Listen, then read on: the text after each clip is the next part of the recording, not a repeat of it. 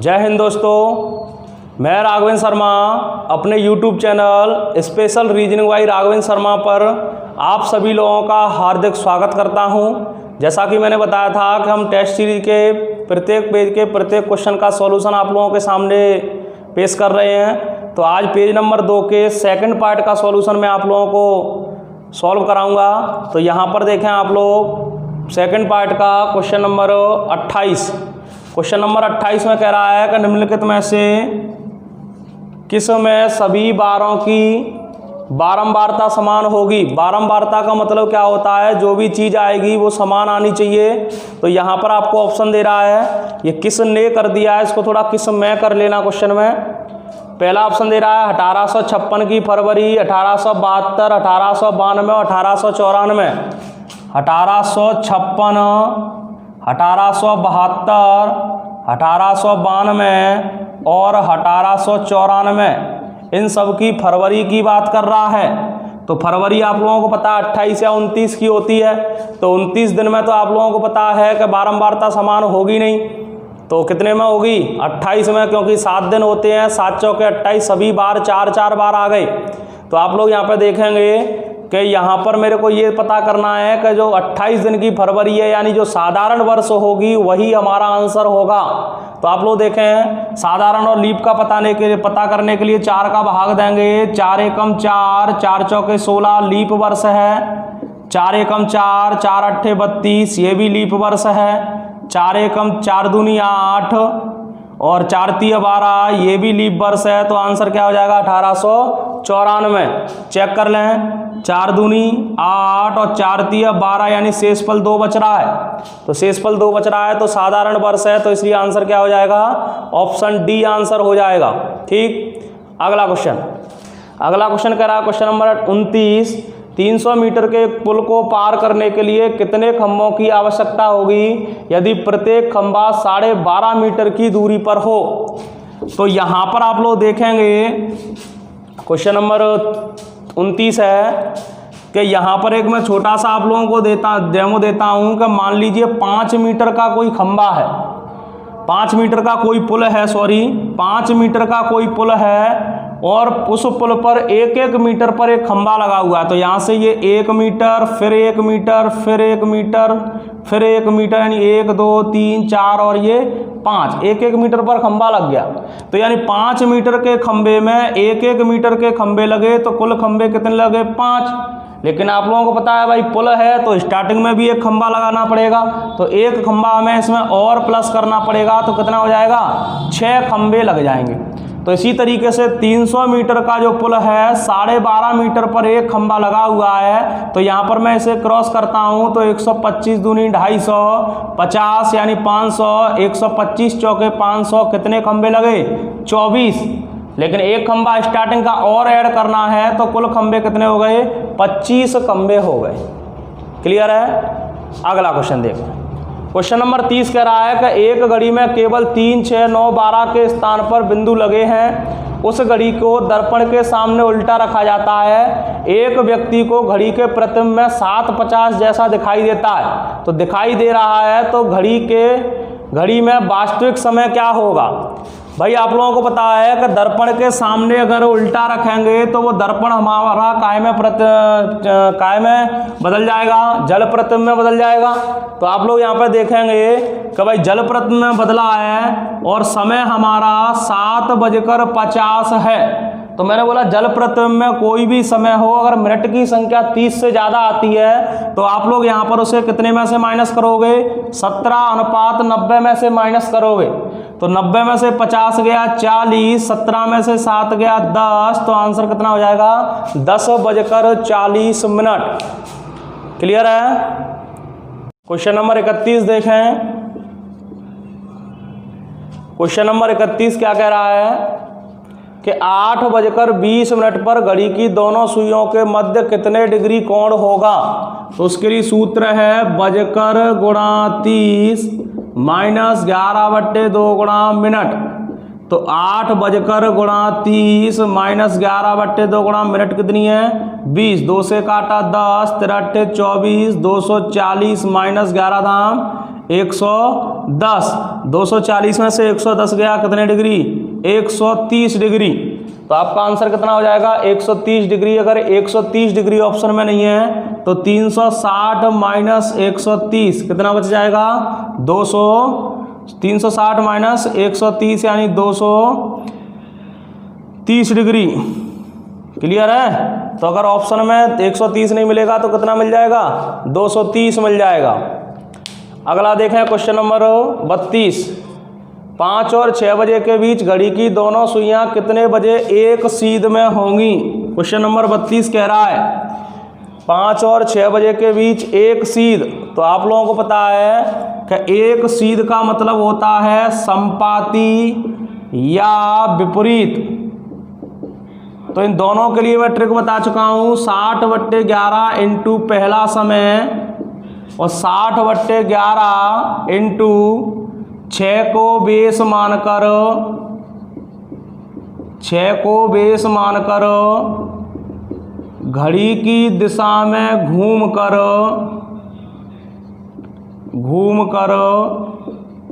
पहले समय तक कुल घंटे।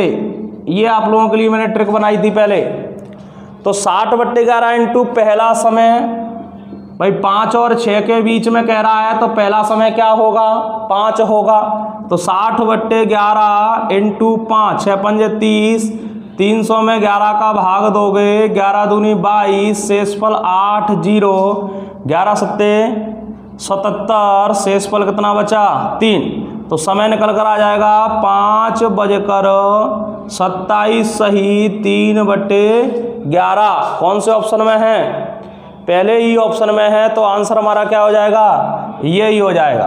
क्लियर है? चलो अगला देखें। अगला क्वेश्चन है क्वेश्चन नंबर 33।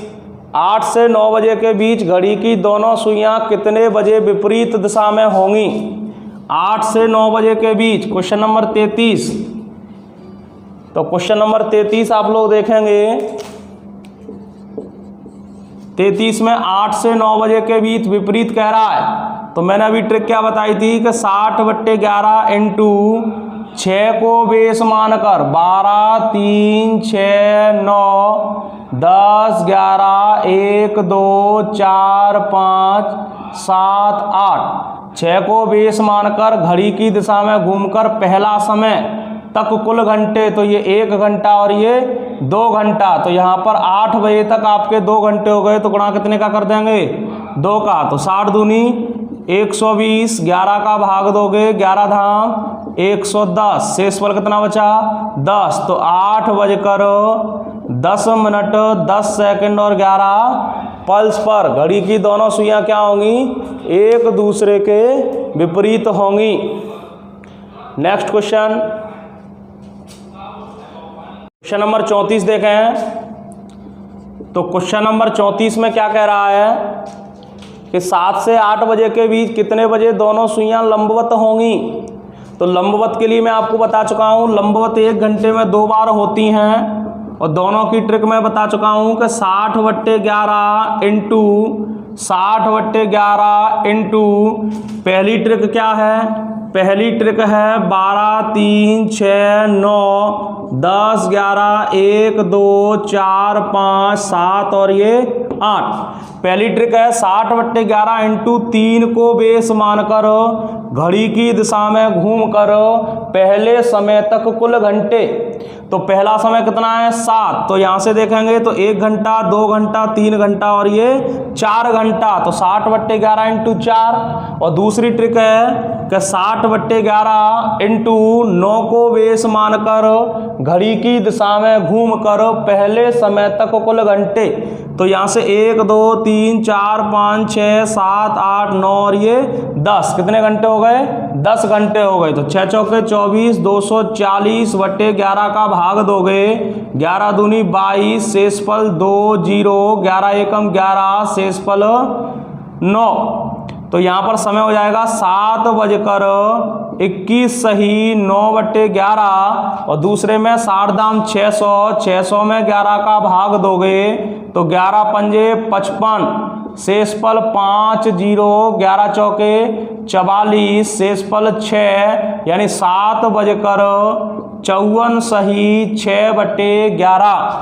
तो ये दोनों ही आपके कोण सही हैं, लेकिन जो ऑप्शन में मिल जाएगा वो मेरा सही आंसर होगा। तो आप लोग देखेंगे ऑप्शन में दिया हुआ है पहला ऑप्शन 7 सही 21, 7:21 सही 19/11। तो 19 आपका थोड़ा करेक्शन कर लेना, वहां पर 19 नहीं है, कितना है 9। तो इसलिए हम आंसर कितना लगा देंगे, ऑप्शन ए। अगला देखें क्वेश्चन नंबर 35। क्वेश्चन नंबर 35 में कह रहा है एक घड़ी 1 बजे 1 बार, 2 बजे 2 बार, 3 बजे 3 बार, अर्थात जितना समय होता है उतनी ही बार बजती है।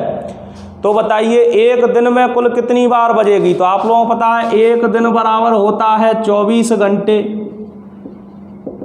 अब एक दिन बराबर 24 घंटे होता है। क्वेश्चन नंबर आपका 35 है। तो 24 घंटे 1 बजे 1 बार बज रही है, 2 बजे 2 बार बज रही है, 3 बजे 3 बार बज रही है, जितना समय हो रहा है उतनी बार बज रही है। तो हमें 24 घंटे का बताना है, लेकिन घड़ी में बजते तो 12 ही हैं। 12 के बाद 13 बजेंगे, तो 13 का मतलब 1 होता है। तो हम कैलकुलेशन पहले कितने की कर लें, 12 की कर लेते हैं। तो ये n प्राकृतिक संख्याओं का योगफल n+1/2। तो n का मान 12 और 1 कितना हो जाएगा 13/2, 2 से काटा 6, 13 छिक्का 78। अब तुम्हें पता है इस 12 में 78 है, तो अगले 24 घंटे हैं, तो 12 दूनी 24, तो 78 दूनी 156। तो आंसर कितना निकल के आ जाएगा, 156 निकल के आ जाएगा। ठीक है, नेक्स्ट क्वेश्चन। अगला क्वेश्चन है क्वेश्चन नंबर 36। क्वेश्चन नंबर 36 कह रहा है कि एक अलार्म घड़ी 12 बार बजने में 33 सेकंड का समय लेती है। ये आपका क्वेश्चन नंबर 36 है कि एक अलार्म घड़ी 12 बार बजने में 1, 2, 3, 4, 5, 6, 7, 8, 9, 10, 11, 12 बार बजने में समय कितना लग रहा है उसको, 33 सेकंड का समय लग रहा है। तो वो आपसे हम कह रहा है कि तो बताइए 8 बार बजने में कितना समय लेगी। 1, 2, 3, 4, 5, 6, 7 और ये 8। अब आप लोग देखेंगे कि ये 12 बार टन टन टन हुई, तो घंटे बजाने में टाइम लगता है या एक घंटे से दूसरे घंटे के बीच में जो गैप है उसमें लगता है, गैप में लगता है। तो यहाँ पर मैं समय अंतराल देखूंगा, तो 1 समय अंतराल, 2 समय अंतराल, 3, 4, 5, 6, 7, 8, 9, 10, 11 समय अंतराल में 33 सेकंड है। तो एक समय अंतराल में कितना, 3 सेकंड। तो यहाँ पर मेरे को 8 बार का पूछ रहा है, तो मैं समय अंतराल चेक करता हूँ। तो 1, 2, 3, 4, 5,